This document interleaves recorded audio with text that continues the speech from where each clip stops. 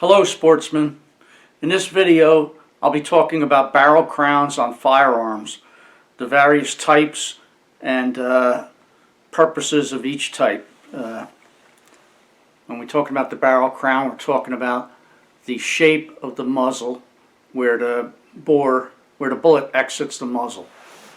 For example, on this handgun you can see it's a flat crown, and the imprint or the gases left soot or marks as they exit the muzzle.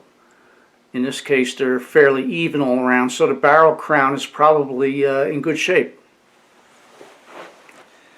I specifically would like to put out my opinion about why I think a flat barrel crown is better than an 11-degree barrel crown. The flat or 0-degree barrel crown is cut at right angles to the axis of the bore, where the 11-degree crown is cut at 11 degrees to a line perpendicular to the axis of the bore. The 11-degree barrel crown is said to have come from a study that was done by the Army Marksmanship Unit, whereby they tested various angles of the crown, and they so-called determined that the optimum angle is 11 degrees. I tried very hard to find that study to see what it exactly said, but I could not find it. A lot of people seem to be of the opinion that the shape of the crown does not matter as long as the crown is cut perfectly with relation to the bore of the gun. It's my opinion that the best way to cut a crown is using a lathe. Hand cutters like those sold by Brownells or other companies, they can work. They're generally like a T-handle with a cutter on the end and a pilot, and you put the pilot into the bore and rotate it by hand. They can work, but you need to get lucky. They don't always cut it perfectly. Another method that's used is, some people say you take a brass screw and put it in a drill and put valve grinding compound on the end of the brass screw, and then turn the drill and rotate it in the muzzle. Again, you can clean up a crown that way, but it's not going to put the crown on the axis of the bore. It will chamfer whatever crown you have, but in my opinion it's not the best way to do a crown. It really needs to be done on a lathe with a 4-jaw chuck that you can adjust the jaws independently and dial the bore of the barrel in with an indicator to get it running as true as you possibly can. The purpose of this video is not to teach anyone how to cut a crown on a lathe. There are plenty of videos on YouTube that show that. It's not my intent to teach you how to do that. This is the muzzle of a Henry H001T lever action 22 rifle, and it has a perfectly flat crown with no protective recess at all. It appears that there's a very slight 45-degree chamfer into the rifling itself, but oddly enough there's no protective recess at all, but the rifle shoots okay. This is an H&R Plainsman 22 rifle with an 11-degree crown on it.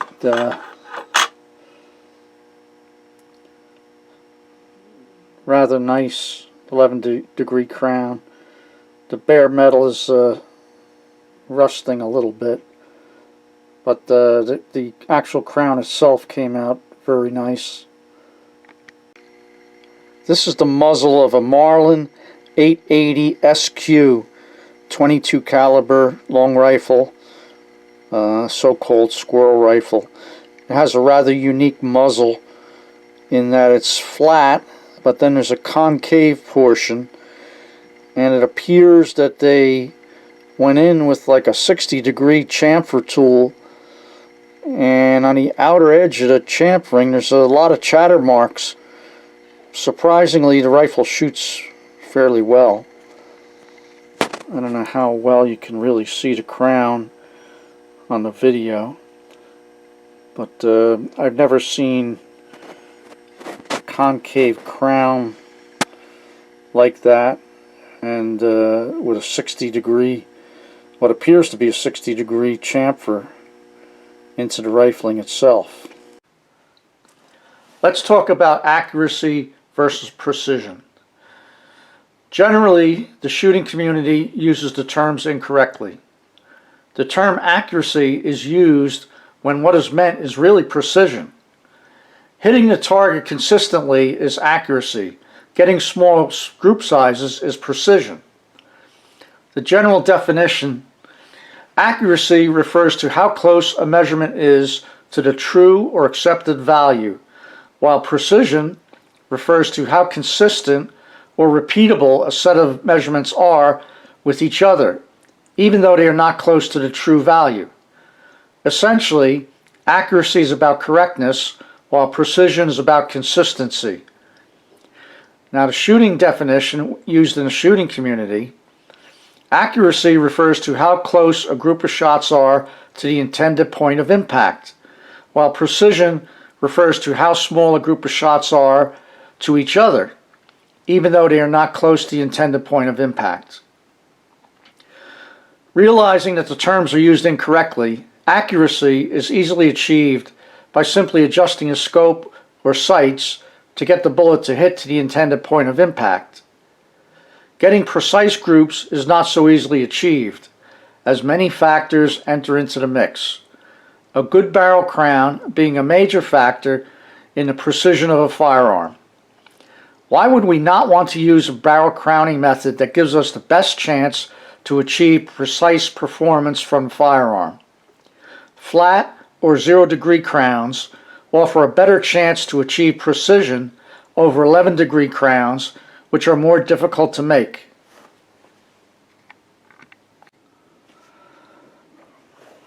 Realizing that barrel crowning and how the barrel crown is made affects the precision of a rifle, let's look at the difference between precision and accuracy on these targets. So here we have targets with crosshairs, and the intended point of aim is where the points of these arrows meet. Here we have a group of 5 shots, and they're scattered all over the target. They're not near the point of aim, which is here, so they're inaccurate. And because they're scattered all over, they're imprecise. So this group is imprecise and inaccurate. Now here we have a group of shots that are very close to one another.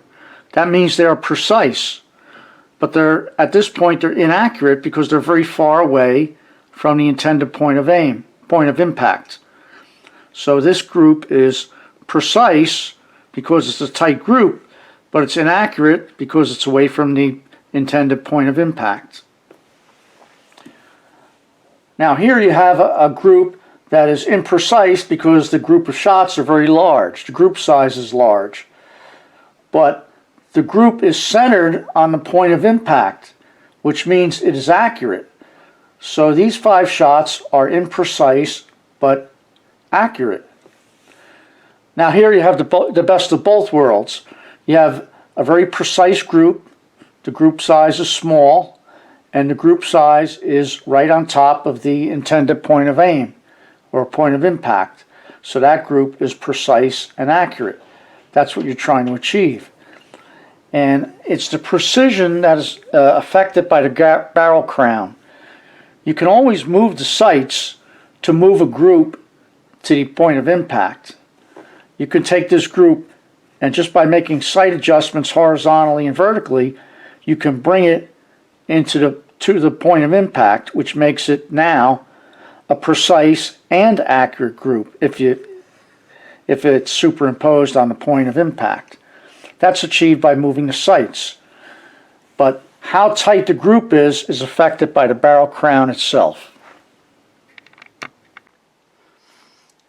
When the cartridge fires, you've got pressure in the barrel exerting even pressure on the base of the bullet as it travels down the barrel. The pressure inside the barrel can be anywhere from 15,000 to 68,000 psi, which is a tremendous amount of force on the base of that bullet. So how that bullet leaves the muzzle is very important to precision of the groups. For purposes of this video, we're talking about two different types of crowns. One is the 11-degree crown, which is supposed to be ideal. The other is a flat crown. In this case, it's a flat crown, 0-degree crown with 45-degree chamfers just for protection of the crown. In this case, we have a bullet exiting a perfectly cut flat crown, and you can see that the gases exit both sides of the bullet equally. All around the circumference of the bullet, the gases leave the muzzle in an even manner. Now in this case we have a flat crown, but there's a defect or damage either from the crown being nicked for some reason, or it was improperly cut. But in this case, as you can see, the gases exit one side of the muzzle before the rest of the gases do. What that does is that tips the bullet one way or another, and while the bullet is spinning, it will restabilize possibly, but it may take a long time to do that. In any case, it's influencing the flight of the bullet and causing some sort of instability. Now, just like the flat crown, a perfectly cut 11-degree crown lets the gases escape in an even manner without tipping the bullet one way or the other. But getting a perfect 11-degree crown is a very difficult task to do.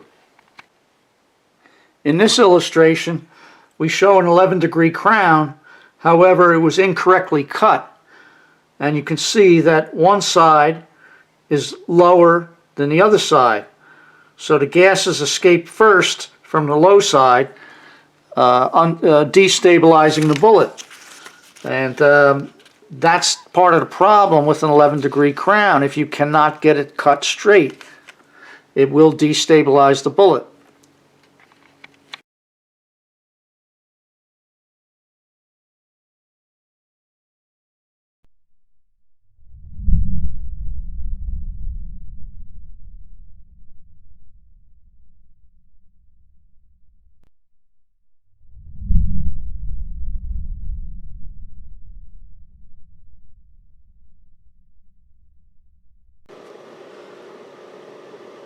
This is the muzzle after we've cut a flat crown on it, and as you can see, this portion is flat. It's 90 degrees to the bore, or 0-degree crown, and then we come out and back off at a 45-degree angle here just to protect the muzzle. Obviously, when you're setting up the barrel in the 4-jaw chuck, you would indicate off the bore, either using a gauge pin, or put the indicator needle right inside the bore. I would use a different type of indicator than this one shown, but this is just for illustrative purposes. I set up the indicator on the outside of the chuck. This is just to show you, to make a point that I'm trying to make. Let me zoom in here.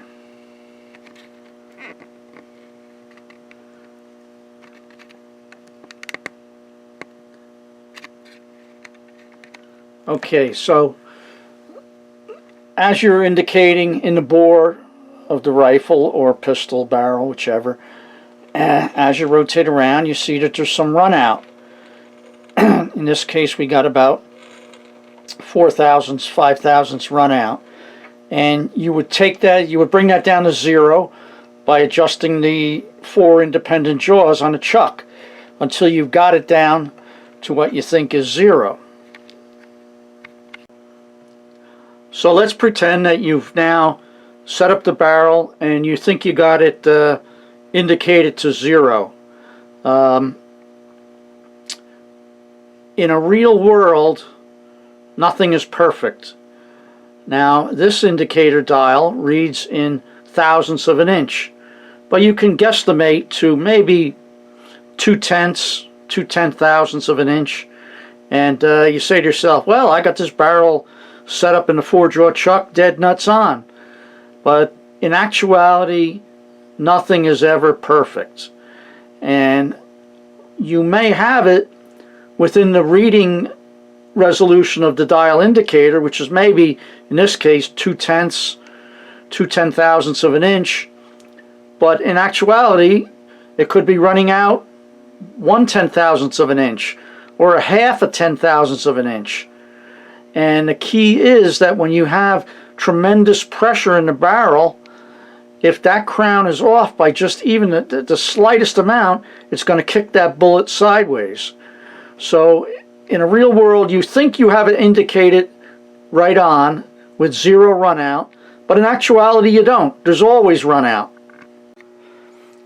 So after we've indicated the barrel in the 4-jaw chuck, what we do is we take our compound and we set our compound at 45 because we want a 45-degree chamfer to protect the flat face crown. So what we do is we come into the bore of the barrel and we're going to come outward with the cross slide, which is bringing it out at 0 degrees. And then when we get to the location where we want the chamfer, the protective chamfer, we come out with the cross slide at 45 degrees. Now in the case of an 11-degree crown, what we do is we set our cross slide to 11 degrees, our compound, sorry, to 11 degrees, lock it in. We bring our tool into the bore, adjust it in and out, and then we use only the compound to bring the crown cut out at 11 degrees.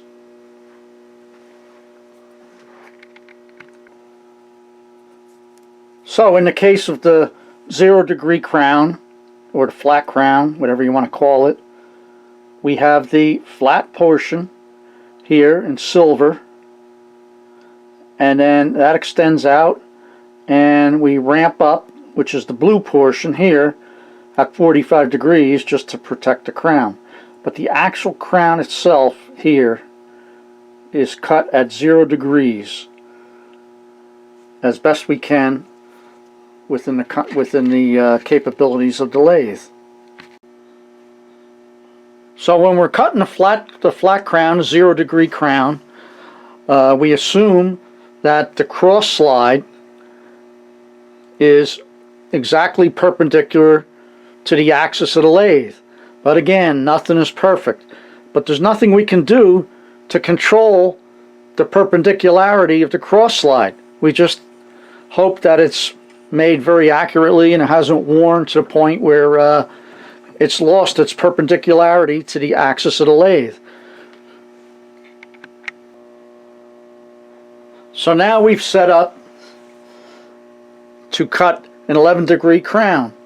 We take our compound rest, set it to a mark I have at 11 degrees, lock it in, and we're going to start inside the bore and using a compound only come out until we finish the cut off the workpiece. So after we've set up our compound and we've cut the crown at 11 degrees against a bore that we thought was perfectly indicated and was running with 0 run out, in actuality there was run out. Now in this case I purposely set a lot of run out into the workpiece so that I can illustrate my point.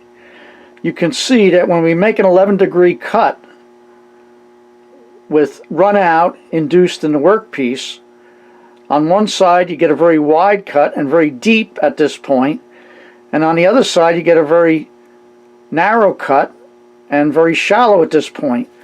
So in actuality this part of the rifling is much deeper, this part of the crown is much deeper than this part. So the gases would escape from the deep part first and kick the bullet sideways as it comes out of the muzzle.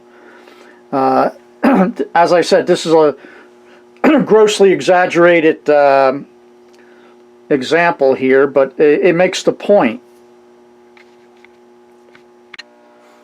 What I've done here is put the sample workpiece into a vise and put a tool bit across to illustrate that on one side the crown is shallow, the 11-degree crown is shallow, but because of the run out on this side the crown is much deeper.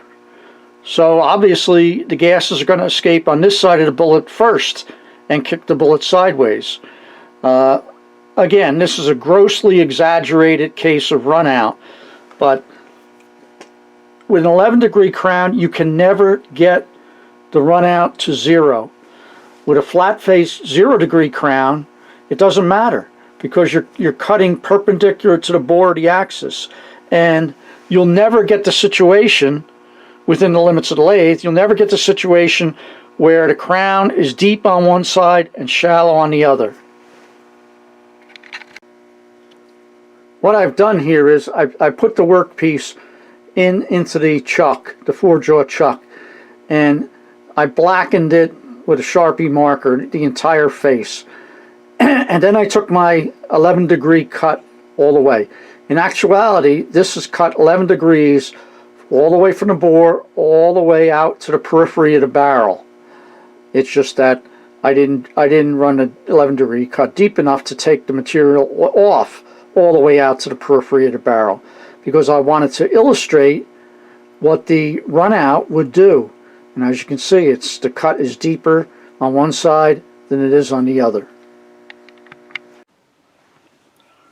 Here we can try to show mathematically how a flat crown has a better chance of achieving precision than an 11-degree crown. So if we call the run out of the barrel in the lathe, regardless of whether it's large or small, as RO, run out, and then we define CE as the crown error. That's the difference from one side of the crown to the other with relation to the muzzle of the gun. One side may be lower than the other. That's the crown error. So when you're cutting on a lathe with an 11-degree angle set on the compound rest, you essentially have a right triangle with the run out is one side of the triangle and the other leg of the triangle is the crown error. And you can set up the relationship that the crown error is equal to the run out times the tangent of the 11 degrees, which is set on the compound.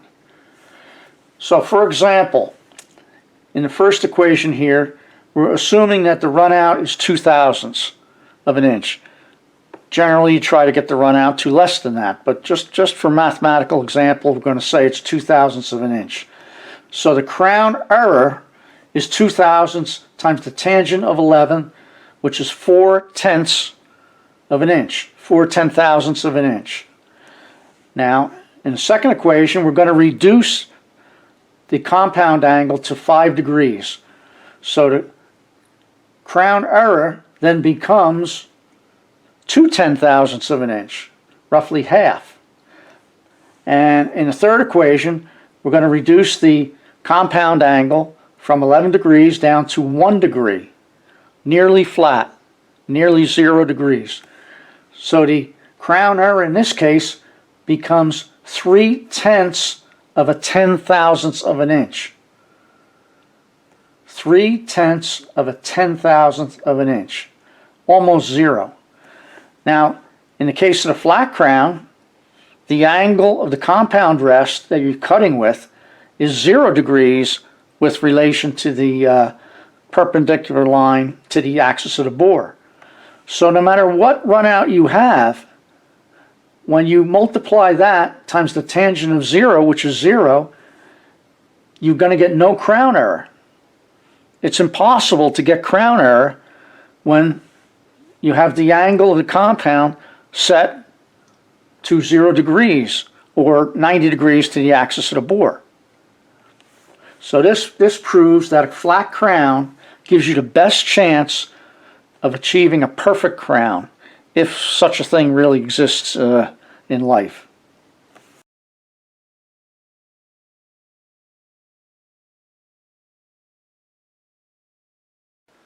Hopefully you've understood what I was trying to point out, that a flat crown, which is easier to cut, is advantageous over a 11-degree crown, because with a flat crown you don't have to be concerned with run out. Even if there is run out, it does not affect the crown. So thanks for watching. Stay safe and don't put your eye out.